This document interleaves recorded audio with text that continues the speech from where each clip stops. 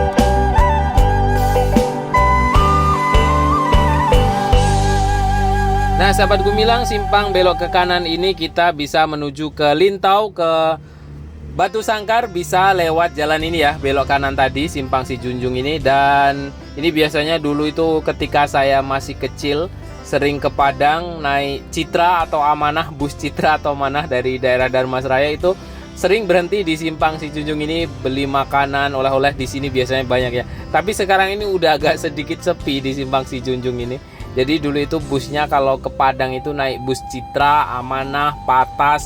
Itulah, mungkin banyak sahabat Gumilang yang juga pernah naik bus itu. Tapi sekarang itu udah nggak ada. Jadi sekarang ini banyak travel Avanza seperti itu ya. Nah, ini kita di sebelah kiri ada rumah sakit Sijunjung yang begitu besar, dan ini jalannya juga dilebarkan di depan rumah sakit ini tapi tidak terlalu jauh ya. Seandainya jalan dari arah Darmasraya, Sawah Lunto, Sijunjung, Solo, jalannya selebar ini, wah Masya Allah, sangat nyaman ya. Dan ini udah mulai sempit lagi. Nanti kita akan ketemu di depan, yaitu di daerah simpang Muara Kelaban atau simpang menuju ke Kota Sawah Lunto. Dan ikuti terus jalan-jalan kita sampai ke perbatasan Sawah Lunto dan Kabupaten Solo.